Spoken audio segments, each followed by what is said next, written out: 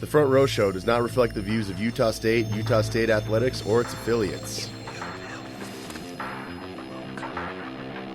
Excuse me, what the hell's going on out here? I wish I could say something that was classy and inspirational, but that just wouldn't be our style. Stick this into trophy case. Matt Wells gets his first win as Aggie head coach, as well as the first in Mountain West Conference play. Next up for the Aggies is homecoming week versus Weber State on the Front Row Show.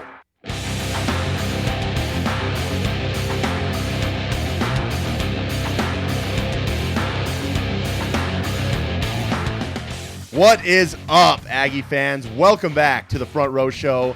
As always, we're your hosts. I'm Matt Sonnenberg. I'm Lance Rasmussen. And I'm Jeff Browning. Wherever you're listening to us, make sure you're following us on Twitter at USU Front Row. Check out the Facebook page, usufrontrow.com, all the mediums. Check out all the other podcasts. They've Get been going on up this board week with the Front Row Network, That's people. right. They've had some good episodes up. Junkies had a great episode up. All the other podcasts. Yeah, they've really done just well. Good so check them content all out. around. Good times for Utah State athletics in general. Just everything that's going on. It is grand. Guys, we had questions about how difficult of a game this would be for Utah State. How would they respond after a tough loss at Utah? Boy, did they respond in a big way, grounding the airmen from Air Force just in spectacular fashion. Yeah, 52-20. But it wasn't all gravy from the start. I mean, this game... Well, the Aggies came out firing. They got the ball to start off the game, went right down, scored a touchdown. Then on Air Force's first play, Zach Vigil just perfectly lays his helmet into the running back's chest, shakes the ball loose, Aggies recover, score again. But then for a bit, it seemed like all the momentum shifted to Air Force, and they showed why they're as tough a team as they are. They never kind of quit. They never gave up, and really, for a while there, made the Aggies nervous in the second quarter, but USU held strong. They showed why they're a great team and what made them so great last year. They completely changed everything come the second half and dominated the rest of that game en route to a 52-20 victory. And I think a really important thing to point out with that is a lot of people have mentioned it, but that is the worst loss that Air Force has had in a long time, since 2005. And on top of that, I think there's something, their home winning percentage is huge. I think there's 140 something to 9 or 10, and we made the 10th loss. They don't lose a lot, and they don't lose by that large of a margin, hardly ever. I think it definitely speaks for how good our squad can be, and more importantly, I think this game really shows that we're able to make adjustments and game plan in order to be able to actually shore up a lot of the things. Even the difference between the first and second half in this game really stood out as far as the changes that we were making. See, that's one note that especially stood out to me is at the Utah game, it seemed like we had an all right first half, but in the second half, we got outcoached. That's just how it happened. But in this game, it was the Aggies doing the outcoaching. The staff made the adjustments they needed, especially defensively. I mean, I don't know what the total number was on second half yardage for Air Force, but it was very, very small. We locked down the pass coverage, we shut down their run game, and just completely broke their backs as we took control of that and ran away with it by the end of the third quarter, really. Well, and the stat that impresses me about our defense is Air Force was 2 for 15 on third down conversions. This is a team that is used to getting yards in chunks, 3 yards a play, 4 yards a play, so that they don't have to go 3rd and 9.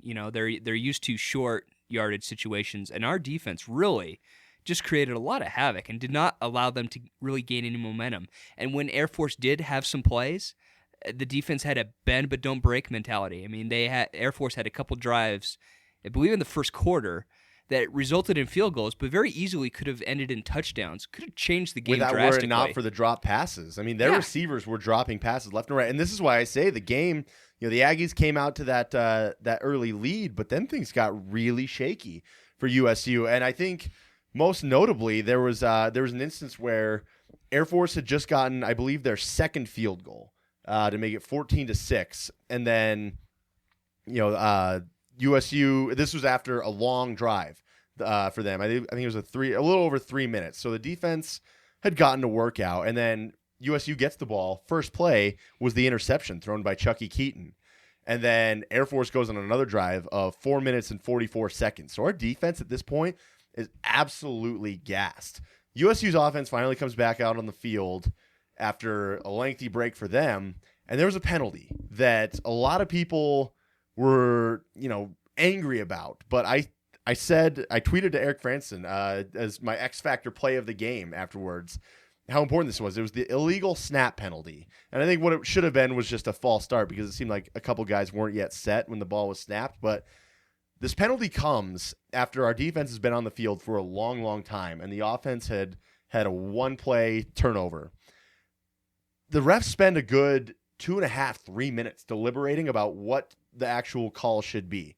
Whether it's an illegal snap, 5 yards, lost down, whatever. They take their time, and all the while the defense is getting a couple minutes of free rest. This is crucial. Then the offense comes out and puts together a sustained drive of 3 minutes or so, which I believe ended in a punt. It wasn't even a scoring drive, but also in there was the break between the first and second quarter. All things considered, this went from our defense being on the field for almost 9 minutes of gameplay or so to them getting a good 10 to 15 minute rest with all that went on. That penalty, in my opinion, was probably the turning point of that game because the defense got a rest, completely buckled down after that, and kind of just it let them get back up on their feet, catch their breath, and really make some adjustments moving forward, and the Aggies dominated the rest of the game. Well, you talk about how the first half was maybe a little sketchy and a little bit tighter than we would have liked. But the second half, Chucky Keaton put on a clinic in performance and in efficiency. Unbelievable in the second half. And most notably, the third quarter. Yes. Which has been notably terrible. I mean, just a couple years ago, you remember times that we would come out that third quarter and all of a sudden the first half lead that we built up would just disappear and our offense would stall out. Yep. Our defense wouldn't be able to hold. I like this about this team because that shows a killer mentality to me. You didn't have that against Utah. I mean, you came out with the first drive, but then it kind of fell apart. And you could see that this team was determined.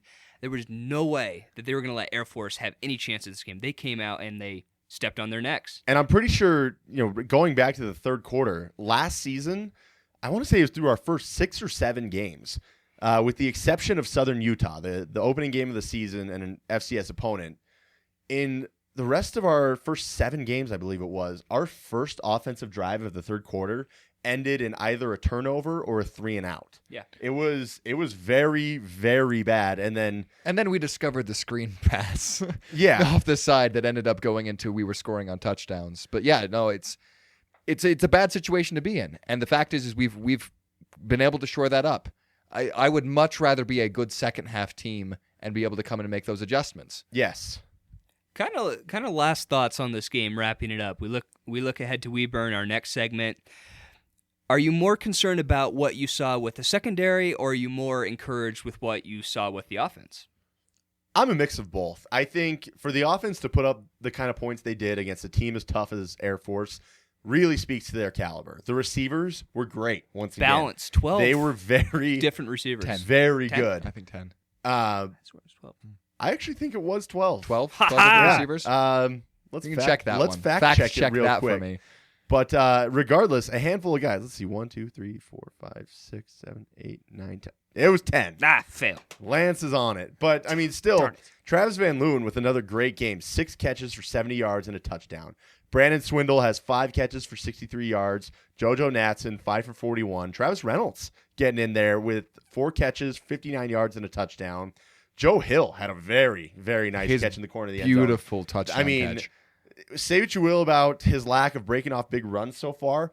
That dude has hands. He has, I will say, there's been the hype of him being as good as Kerwin or Turbin. He does have better hands than those guys. I truly believe that. But also, I mean, in the run game, we saw Joe Hill contributed well once again. He averaged over 3.5 yards per carry. Joey DiMartino was good. Chucky Keaton was great all over again. And Robert Marshall got a fair amount of reps in there. So, and I think one of the big points to bring out with the run game especially is we've been used to the running back university idea that got formed around here. We don't need the run game to be necessarily as explosive as it was last year because we've got 10 receivers catching balls from Chucky Keaton being one of the most dynamic passers in the nation. Who was 32 of 40 for 360 yards and 5 touchdowns. And the fact is once again, there was at least 2 throwaway balls there. Yeah. There were a couple bad incompletions, but nothing to really be remarked about that was just like, oh, that was a terrible decision. And he's just so efficient in what he's doing. Every single time he throws the ball, it's a secure throw or, and it has the capacity to be going down. I don't think we need a run game that's going to be churning out 200-300 yards a game and getting our rushers over 100 yards. We just need people who are able to come in and make the other team honest. And I think that's exactly what our running back core did this last game. I think bottom line with this team is, yes, there's still some deficiencies in the secondary. Those need to be addressed, but I don't think it's because of the lack of talent, like in previous years, where you just didn't have the players to make those plays. It's kind of a discipline thing, I think, and just kind of learning the positions. There are guys back there who haven't played that spot or haven't played it in a while, and so there's going to take some time for them to learn it. But offensively, you're witnessing one of the true greats in Utah State history in Chucky Keaton. Well, the man is just unbelievably confident. I mean, there's no adjectives to describe how great he is. He's just everything. Honestly, it's one of the big things for me with the defense. You even watched some adjustments coming through, as we said, into that second half that you They'll watched. Get there. They will. Well, and you watched open receivers in the first half dropping balls to near interceptions, passes being interrupted. Yeah. Well, I was going to say, Tate Glover, right, had a couple very, very nice He breakups, had and one that he almost took to the house. almost broke it. He would have been taking that to the house if he had pulled it down. But you know what? I mean, let's also remember Will Davis this time last year. We were saying, when is he finally going to pull one of those in? Yeah. And so, and then he knocked out, give him, 6 in a row? Give him 5 or 6 in a row. 6 in a row. But yeah, 3 pass breakups for Glover Wright is pretty solid. And if that improves, great. I think this is probably another good learning experience for the secondary. They've still got a ways to go, but we got to see Rashard Stewart out there, finally making a contribution. We also saw the other safeties get in the mix. Cam Sanders saw a decent amount of strong safety as kind of a pass coverage kind of guy because he's good at that. I mean, he was a cornerback at one point. Covering the pass is going to be his go-to, whereas Brian Sweet will be the run stuffer. Mm-hmm. But, I mean, the way they buckled down in the second half, basically the lack of production for Air Force in the second half wasn't any longer because of dropped passes by the receivers. It's because our defense completely adjusted. And that is encouraging. And shut them down. Game balls, real quickly. I don't know how you can't give it to Chucky Keaton. Chucky Keaton had arguably his best game ever. How torturous do you think it was for Air Force fans knowing that he was once committed there to have to watch that? Yeah. Oh, gosh. I'm going to give you a surprise game ball. Keegan Anderson, guys. Yeah. Had a couple catches for key third downs and then caught his first career touchdown. I think he deserves the game ball from me because, those catches were in key moments. They were, effective, and they were big parts of the game. They kept drives alive and obviously scoring a touchdown. So Keegan Anderson gets my game ball. Well, and it's also hard not to go along with what the team ended up doing and giving it to Matt Wells for the first victory as a coach. True enough. And and looking back, the coaching staff really made some brilliant choices on this. It's another one of those offensive things that I was going to talk about a little earlier is you talked about how Air Force was 2 for 15 on third down conversions. Our offense was 12 for 15 on third down conversions. We were able to move the ball enough and sustain drives, which was something we were a little concerned about whether or not we were going to be able to come in and do. And I think 100% we've proven that not only with Chucky's judgment, but the play calling that's been going into the games from the offensive coordinators. It's hard for me not to be able to give the game ball, not just to the coaching staff in general, but to Matt Wells to say, hey, this is really something that we can believe in with you as a coach. I think this is the type of result that can get Utah State fans very excited about competing in the Mountain West this year. One other quick note. This was maybe the beast mode play of the game, but Ricky Ali Ifua. Oh, my. He had a play that had me falling out of my seat with excitement where he just reached across and grabbed the running back and just, it seemed like with one arm just threw him back and just to say, no, you don't. He just looked so unbelievably strong on the play, and it was just awesome to watch. It was one of those plays that it just deserves its own shout out. And so for Ricky, I mean, making his impact felt. He's a freshman out there on the D line, but got me excited for what the future could hold for this kid. We talked about him just a little bit when his brother committed to the program, and we were all just a little bit, I shouldn't say trepidatious, but we were hopeful as to what he was going to be able to come out and produce. And with Connor Williams down for the game, I mean, that defensive line actually drew some high praise from Coach Wells about specifically what they were able to do. And that play specifically was fantastic. I'll tell you what, the whole defensive line has impressed me. Even with Connor Williams being out, BJ Larson didn't play most of the second half. I think he tweaked something in his foot, and we'll see what happens there. But Jordan Nielsen has been he's been Jordan Nielsen out there. He was great last year.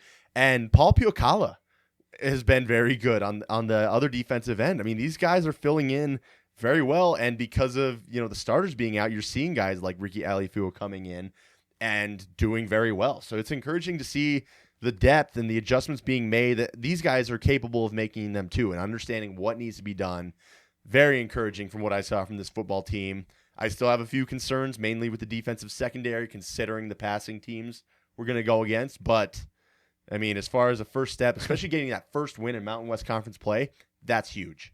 All right, today we actually have a special guest on the show. It's homecoming week. There's a lot of cool stuff planned up on campus. There's a lot of really fun activities for both the students as well as our alumni who are coming back into town to visit. We got a lot of fun things planned up at the university. So to help us explain what's going on, give us a preview of what's going on for the week, and talk a little bit about the Weber State game coming up, we've got some representatives from the Herd here. Actually, just one of them, Dallin Laird, is on the program with us tonight. Give us a little preview of what's going on. How's it going, Dallin? Good. How about you guys? Welcome to the We're doing show. well. Thank you guys. Huge, great opportunity to be here. Let's quickly break down the Weber game. Weber got eviscerated 70-7 at Utah. So really, what should Utah State look for in this game? Reps for the young guys. That's That's what we're hoping for. Stay pretty healthy. Hammer out some things that you need some hammering out on, and get some reps for the young guys.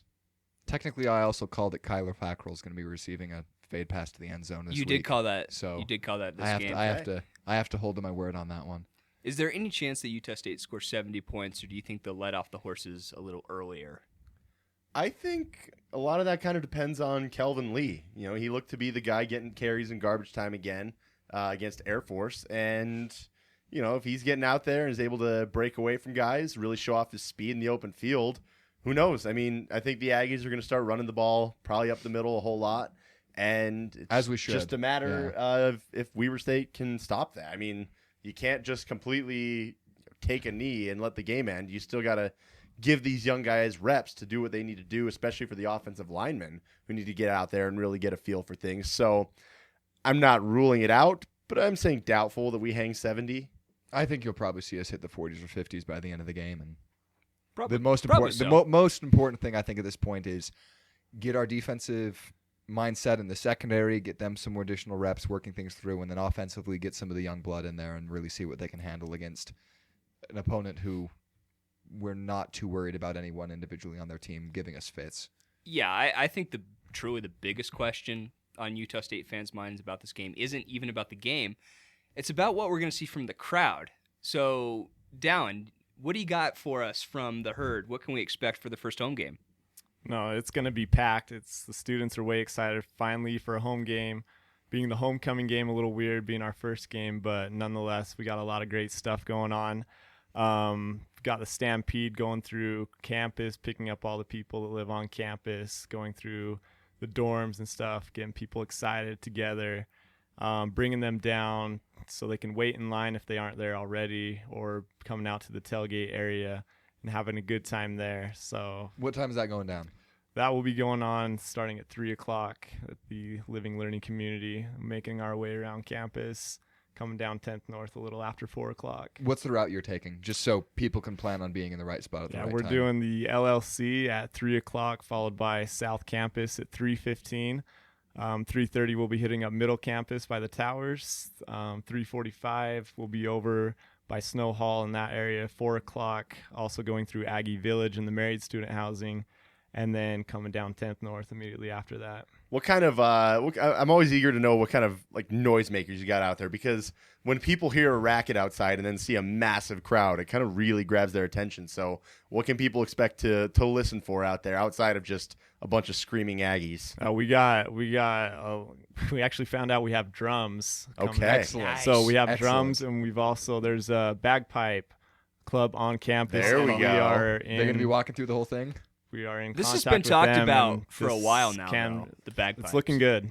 See, I remember when we first did the Stampede a couple of years ago, we had some old drums that I think were stashed back in a storage area in the Spectrum, and a few of the people on them didn't really know how to drum. And like I did, like I played the drums since I was a kid, but then even like sitting there, I have one drum and we're marching, and even I was like, oh, this isn't good. But like it was still cool because it just made noise, and you have that person leading a whole huge crowd. It gets attention. And then like when you go to places like Central Campus, you have that little field right there where you can just make a ton of noise, and people are coming out of their dorms left and right. So if there's any people living on campus listening to this, be a part of the Stampede. It is cool. It is an awesome way to get pumped up for a game. You go right down there. You can hit up a little bit of the tailgating, or it's going to be close to the time gates open. Go in, get a good seat, and just get ready for game day. But it's a great way to start. It was actually we had a blast with it last year. I walked through with some of my friends. It was actually for the whiteout game that we got to put together for last year. So I mean, there was not a huge turnout for it, but you had a couple hundred people there, and running down that hill screaming was just, I mean, it was a blast. And I think those noisemakers, that's one thing that I always look at when you watch soccer games, like some of the big time soccer games, and they got drums going down in one end of the field the entire time. It's just something that really hits. And if you can get that and the bagpipes going together, it's going to be legit. I'm stoked. Like, I will leave tailgating to go over and do this. Yeah. I will not, but I will sure be proud of you guys. No, it's definitely going to get people's attention. I'm going to have a lot of people relying on me for things at the tailgate on Saturday. And you know what? That's okay. That's a role I am fine. As long as you're there, as long as you're shoulders. going to be there, that's fine. You know what? And here's the thing. Back in the day, I was one of the people leading the Aggie Stampede. We helped conceive that idea and make it happen for the first time. Now my calling is to be among the tailgaters and doing all the crazy things. You know what? Embrace the calling. You lift in any way you can, Matt. Exactly. Thank you. Exactly. Thank you. This is being recorded on a Monday night, so homecoming week has already started. But Dallin, I'm wondering if you could give us a little bit more information about what else is going on during homecoming week for the students. There's a lot of activities. Mr. USU, a yearly tradition that they host on campus, going on Wednesday. Also Friday, if you want to be a true Aggie, come out at midnight. Great opportunity. Saturday morning, the parade going down Main Street from about 1st South to 10th North. I think that's the route. And then it's game time. So tailgate, wait in line, wear blue, please. Now we have this tradition on the Front Row Show of asking all our guests what their favorite tailgating recipe or favorite tailgating thing is. So we're going to ask you the same question. What is your advice to Aggie Nation about a favorite tailgating recipe? Well, that's a hard one.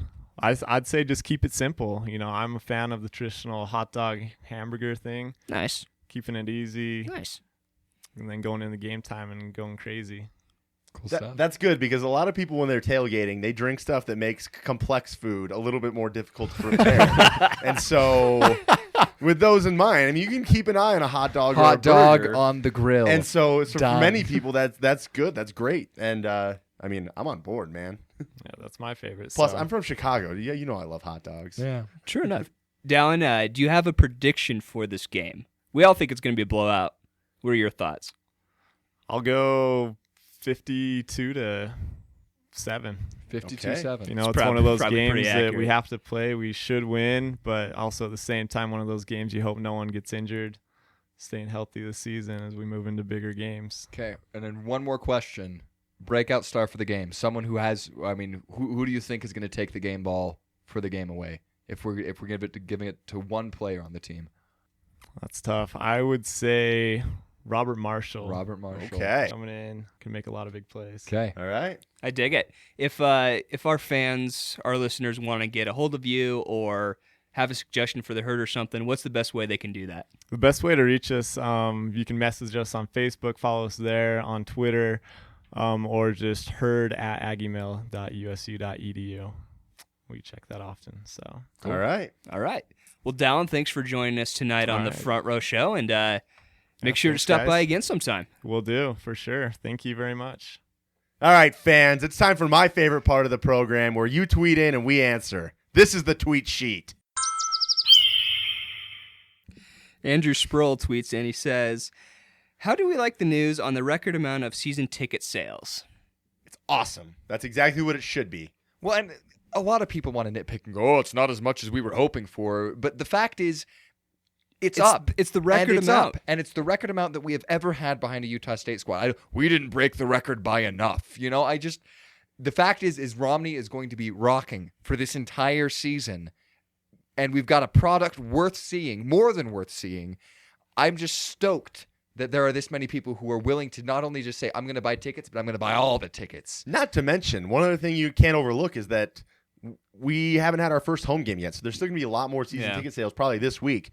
People procrastinated, thought, I'll see how they do, and are probably encouraged after that Air Force game, and are going to go up there and get theirs now. I mean, I was a procrastinator. I didn't get mine until like 2 weeks ago. So, and I'm a big fan. I fancy myself. So there's probably others. Are you sure? That it's up to you guys to decide. But there's probably other people that this week are going to go get theirs. And if you haven't yet, if you're listening, just go get them. Just commit to it. Come out and watch the games with us. You're going to have fun. It's your team. And your team is awesome. And you're talking about a fan base for really 30-some years didn't really have a reason to buy season tickets. So other than just awesome levels of dedication. Yeah. Thank you, all of you. You're talking about, the increase in season ticket sales. It's awesome. It's nothing but good. Ogden Aggie tweets in, he says, "Can you take care of the Mountain West without a more prominent ground game?" He still wants more out of Joe Hill and Robert Marshall. Well, I mean, I think I covered that just a little bit before, in that I think we do need a ground game that's going to be able to work, and I honestly think that you're going to see someone break something soon. But the fact is you've got a demigod sitting in your backfield throwing your balls right now. There's been some hilarious commentary on what he's really, about the if Hercules is going to come along and say something, but when you have as efficient a passer sitting throwing for you, you don't need a run game that is going to be as explosive as we've necessarily seen in the past, which isn't to say we don't have it and it's not available to us. I just don't think that it's going to be as necessary to key into our offensive sets and necessary for victories for us. See, I'm going to go a little bit the other way. I think they do need to improve if we're going to win a Mountain West Conference championship this season. We've had a few good runs, but they haven't been outstanding just yet. And it's early in the year. These are guys getting first team reps for the first time in their careers. And adjustments are going to need to be made. Obviously, they're going to look at, all right, what went wrong? What do I need to improve on in order to break these runs? Joe Hill has the speed. And if he starts learning to just accelerate to spots rather than, kind of slow down and try to wait for something to develop, I think he'll do better. I think that's one of the things that made Kerwin Williams so great is, defenders might be closing in on him, but he would see a little opening and just go full speed at it. And before he knew it, guys were trying to catch up to that spot but couldn't, and he had already broken free. Joe Hill has the speed to do that.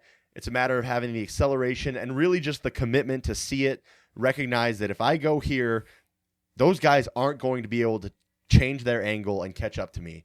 I think he will be able to do it, but I think in order for us to win the Mountain West Conference Championship, I think we do need to see a little improvement from the running backs. Can you imagine how explosive this offense is going to be once the running game gets going? It's going to be ridiculous. Well, the fact is you scored 52 points. People are having immense amounts of trouble defending us as it is. Yes. When they don't have to worry about that. And I'm not at all saying that it's not something we should worry, we don't need to worry about that at all because we're short up.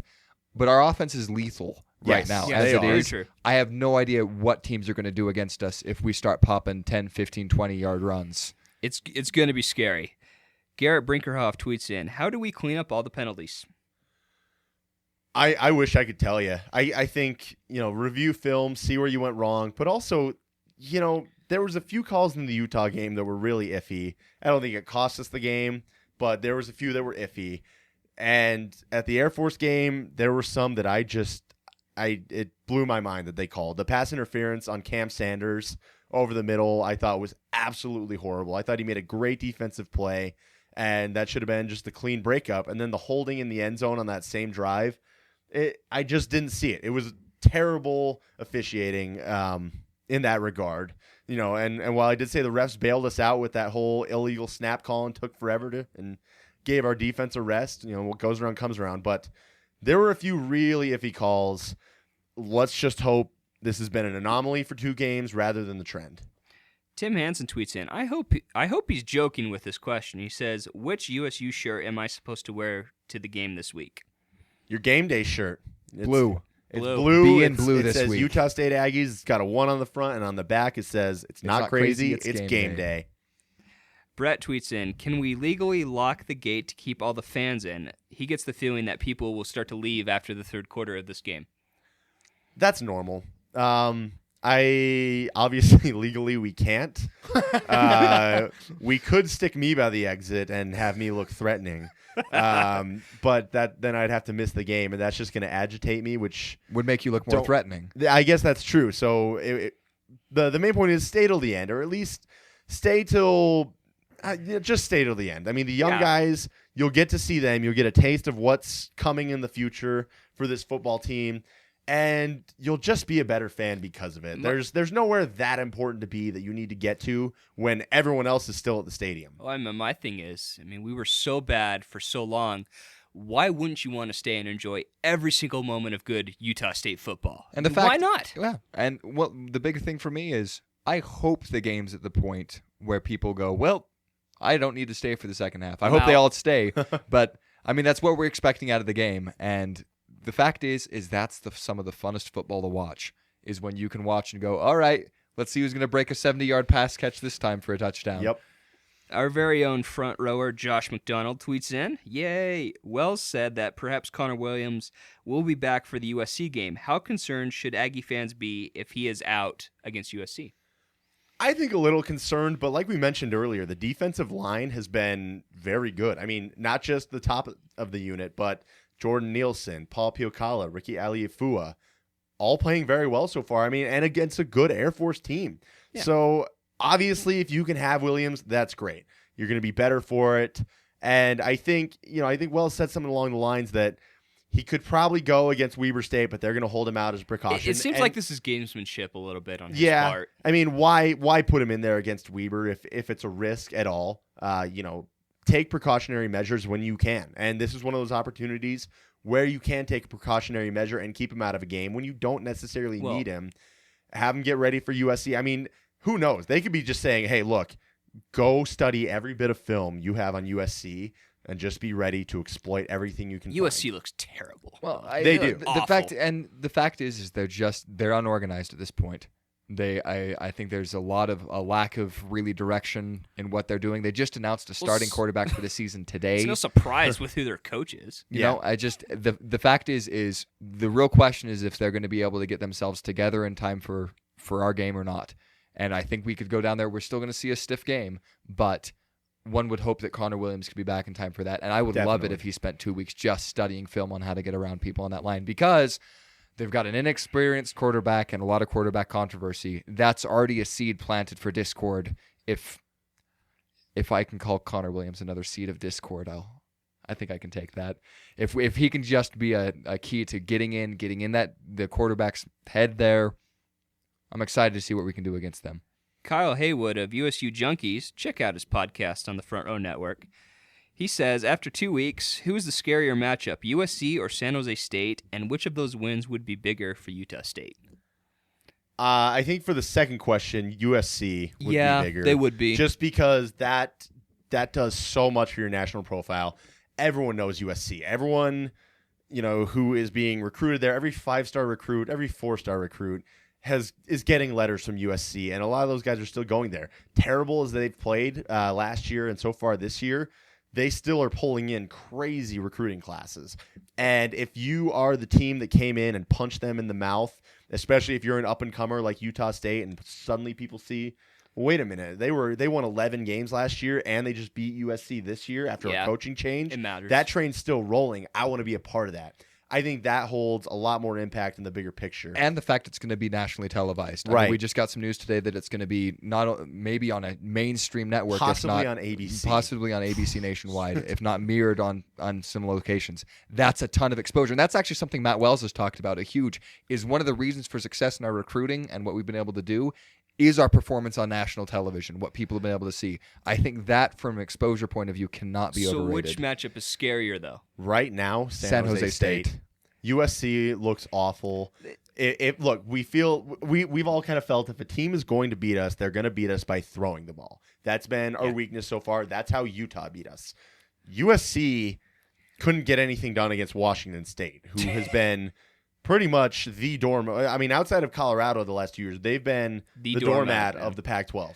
So I think it's looking very, very favorable for us against USC, whereas San Jose State, we know they're going to be able to throw the ball. We know they're a tough team. I mean, they were another top 25 team last season along with us coming from the WAC. Yeah, so they are, but I've watched a couple of their games so far, or actually, do they only have one game? No, they've had two. They played Sacramento State and Stanford. That's right. But the fact is, you got to remember they played Stanford this last week. Yeah, I get that, but even still, I just don't quite see them being the same team that they were last year. Well, and I mean, I'm not saying that. And they I'm not saying that as any disrespect. The same thing about us too, though, because we lost to Utah. And fair enough. The thing is, they're a very good team, and this is a conference game on the road, which is going to be difficult with huge implications for both them and us. So it's going to be a battle. I think that they're the team I'm more worried about right now because USC is just a mess. Well, and just to look, the reason why I think they're the scarier of the two, David Fales, despite playing one of the best defenses in the nation,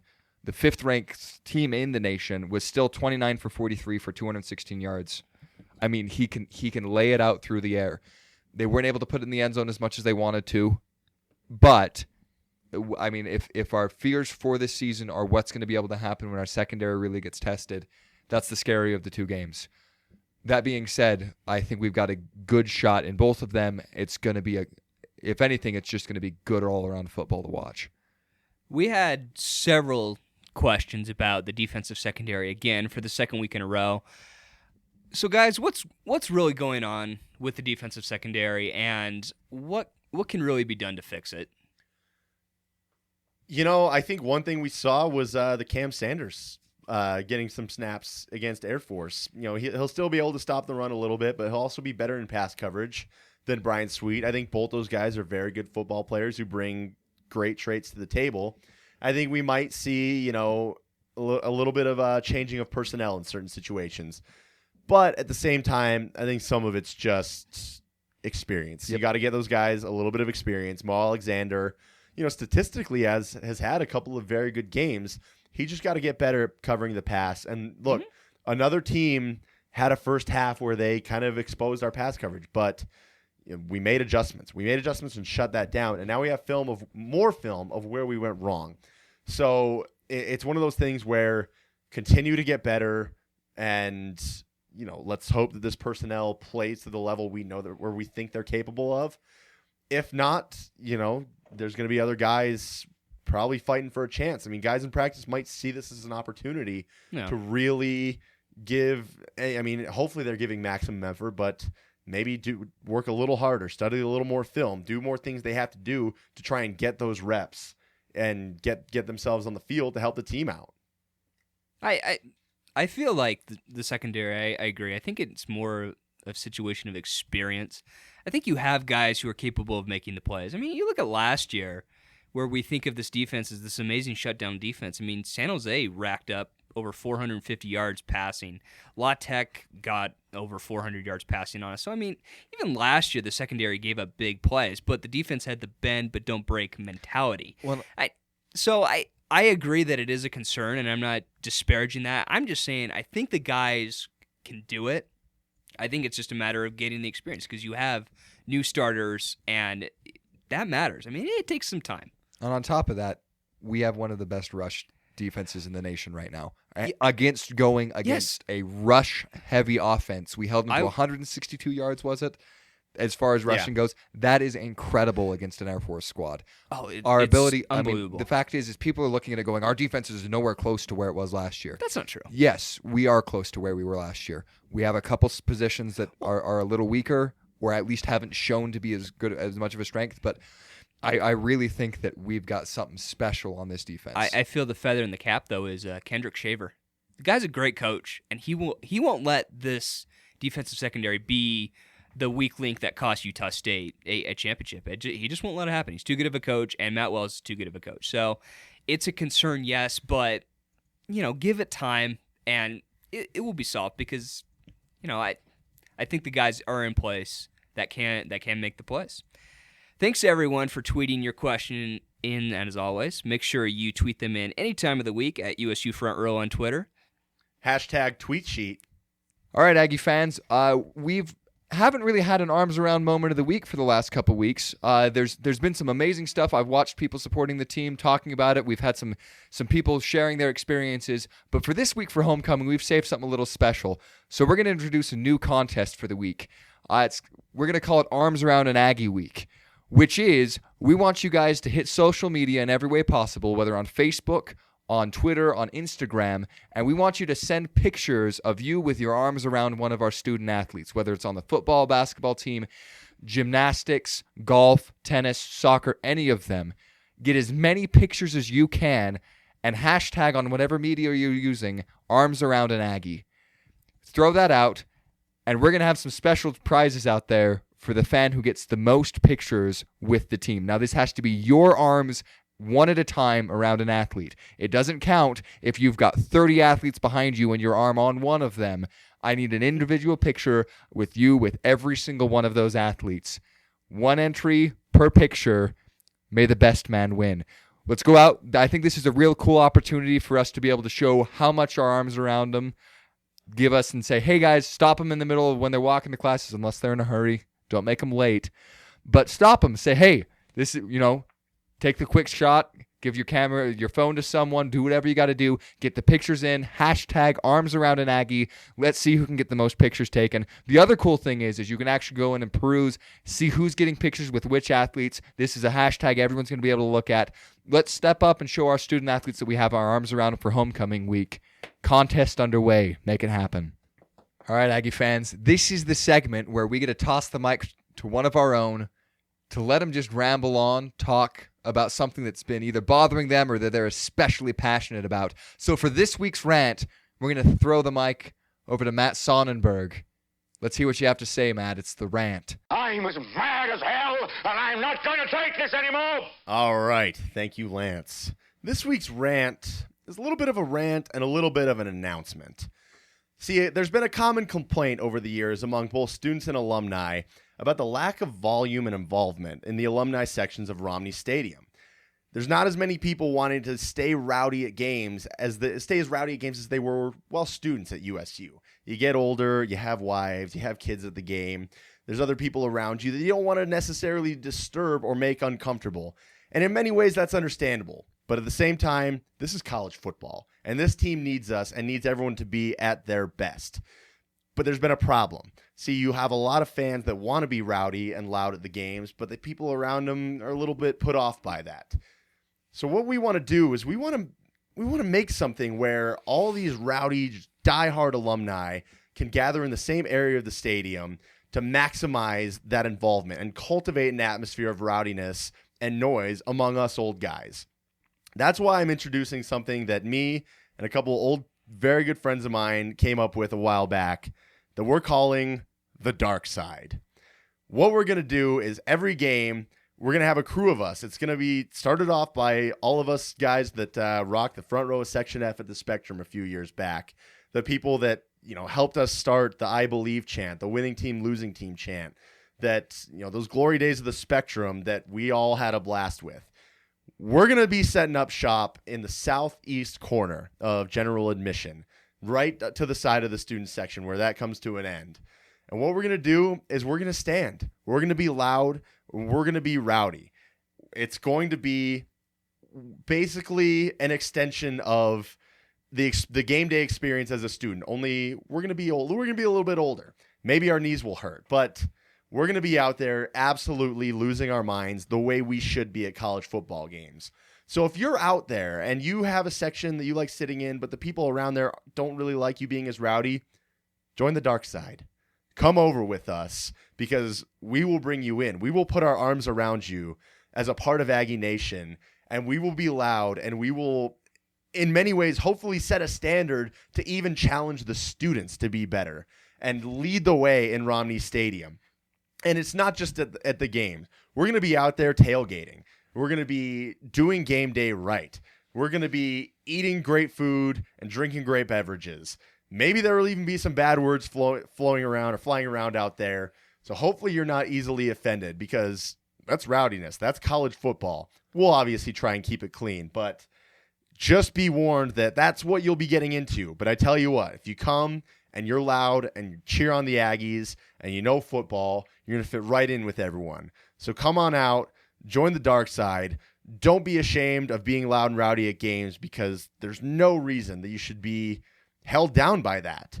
Come on out to the southeast corner. It's going to be a party. Don't get offended.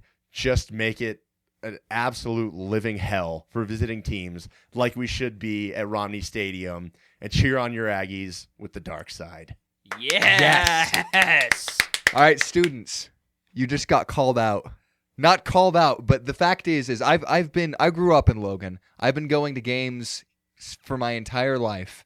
These guys worked some magic back in their day. They are the guys that really set the foot to make the Spectrum and the student section for us famous. They're going to be bringing it. You're young. Got to meet the challenge. You got vivacity. Okay? This is up to you guys. You can't let these old guys outshine you. I'm going to be there. We'll be taking care. I'll be holding down my part in the student section.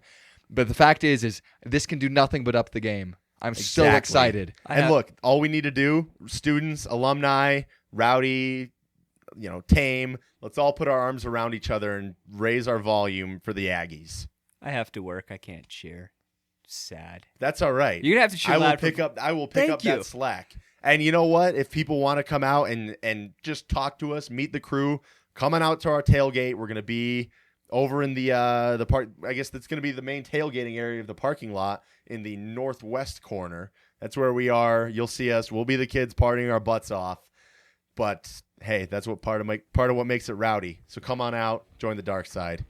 Thank you, everyone, for listening to this episode of the Front Row Show. Go join Matt's dark side this Saturday. It's the first home game, and it's about time. For the Front Row Show, I'm Jeff Browning. I'm Lance Rasmussen. And I'm Matt Sonnenberg. Go Aggies!